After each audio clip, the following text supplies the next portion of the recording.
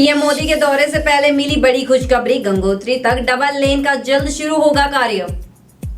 उत्तराखंड के आईएएस अधिकारी विनोद कुमार सुमन को केंद्र में मिली अहम जिम्मेदारी, बनाया गया संयुक्त सचिव। हिमस्खलन से अलकनंदा और पिंडर नदी के संभावित अवरोधों की होगी खोज, सर्वेक्षण का लिया गया फैसला। दूसरे समुदाय के युवक पर युवती के अपहरण का आरोप, अलर्ट मोड पर पुलिस। बाइक हादसे में मां, बेटे और भतीजे की दर्दनाक मौत, परिवार में छाया मातम।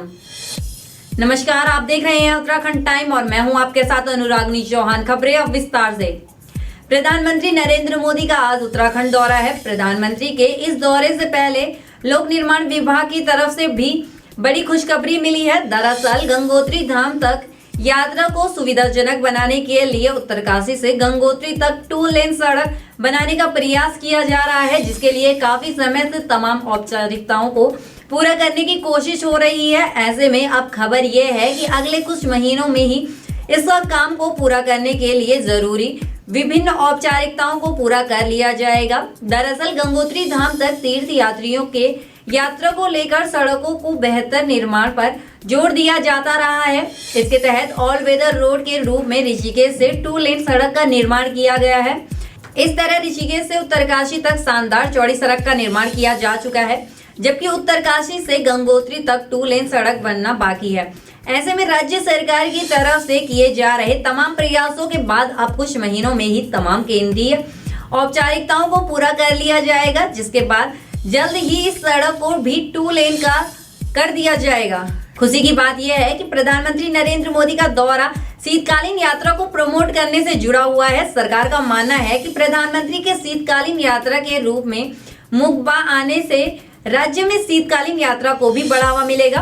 प्रधानमंत्री नरेंद्र मोदी इससे पहले जिन स्थलों पर पहुंचे हैं, वहां पर पर्यटन और तीर्थाटन बेहद तेजी से बढ़ा है। यही कारण है कि अब राज्य में शीतकालीन यात्रा के भी बेहतर होने की उम्मीद लगाई जा रही है।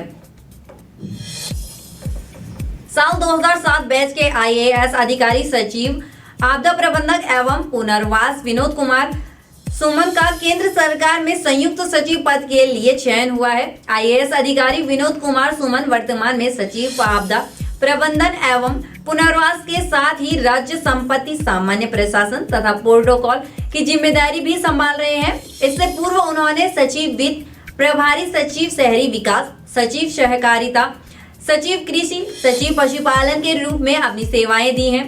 बताते चले कि 1995 में उन्होंने लोक प्रशासन में डिप्लोमा किया और प्रशासनिक सेवा परीक्षा की तैयारी में जुट गए। इसी बीच उनका महालेखाकार ऑफिस में लेखाकार के पद पर चयन हो गया। उन्होंने तैयारी जारी रखी और 1997 में उनका पीसीएस में चयन हुआ और 1998 बैच मिला।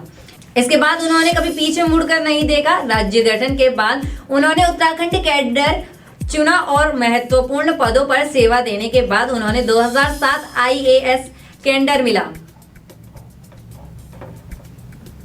माणा में भारी हिमस्खलन के बाद प्रदेश सरकार ने गंगा की प्रमुख सहायक नदियों अलकनंदा और पिंडर नदी के संभावित अवरोधों की खोज करने का फैसला लिया है। इसके लिए दोनों नदियों के उच्च क्षेत्र में सर्वेक्षण कराया जाएगा। आपदा प्रबंधक सचिव विनोद कुमार सुमन ने जीएसआई के उप महानिदेशक वाडिया हिमालय भू विज्ञान संस्था और आईआईआरएस के निदेशक को इसके लिए पत्र लिखा है। सर्वेक्षण कार्य में लोनिवी और सिंचाई विभाग भी शामिल रहेगा। बता दें, बीते 28 फरवरी को सीमांत जिले चमोली के माणा क्षेत्र में भारी बर्फबारी और हिमस्खलन हुआ था। इसकी चपेट में 55 श्रमिक आ गए थे। इस हादसे में 8 श्रमिकों की मौत हो गई थी। हिमस्खलन के कारण के बारे में सरकार को ऐसी सूचनाएं प्राप्त हुई कि अलकनंदा नदी में कई स्थानों पर नदी के बहाव में अवरोध आने जैसे समस्याएं हैं। सचिव आपदा प्रबंधन ने पत्र के माध्यम से बताया कि जोशीमठ के ऊपरी भाग में बद्रीनाथ और माणा की ओर नदी के अवरुद्ध होने व इसके कारण प्रतिकूल प्रभाव पड़ने की आशंका का अध्ययन करना जरूरी है। उन्होंने पिंडर नदी के ऊपरी भाग में भी बहाव के अवरुद्ध होने जैसे परिस्थितियां पैदा होने की आशंका व्यक्त की है। सचिव ने सभी संस्थानों से सर्वेक्षण का काम जल्द शुरू करने का अनुरोध किया है। उत्तराखंड भूस्खलन न्यूनीकरण एवं प्रबंधन केंद्र के निदेशक डॉक्टर शांतनु सरकार संस्थानों के साथ सहयोग की भूमिका में होंगे।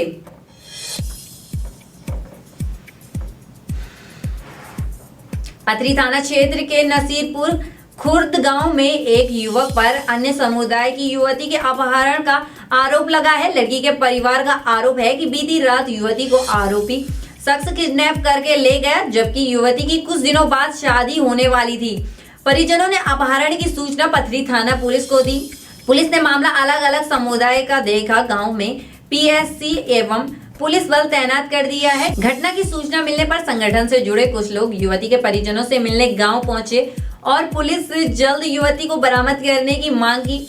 युवती के परिजनों का आरोप है कि पुलिस द्वारा कोई कार्यवाही नहीं की जा रही है और न ही युवती को बरामद करने की कोई प्रयास किया जा रहा है। उन्होंने पुलिस पर मामले में लीपापोती करने का आरोप लगाया।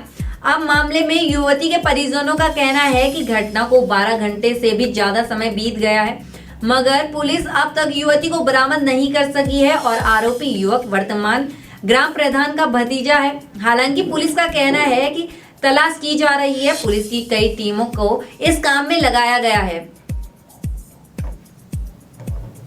काशीपुर कुंडा थाना क्षेत्र में बच्चे की दवा लेने अपनी मां और भतीजे के साथ काशीपुर आ रहे बाइक सवार युवक की हादसे में मौत हो गई। घटना से गुस्साए मृतकों के परिजनों ने कुंडा थाना में पहुंचकर आरोपी वाहन चालक को गिरफ्तार करने की मांग की है। सूचना मिलने पर मौके पर पहुंचे पुलिस ने मृतकों के शव को कब्जे में लेकर पोस्टमार्टम के लिए भेज दिया है। फिलहाल पुलिस मामले की जांच कर रही है।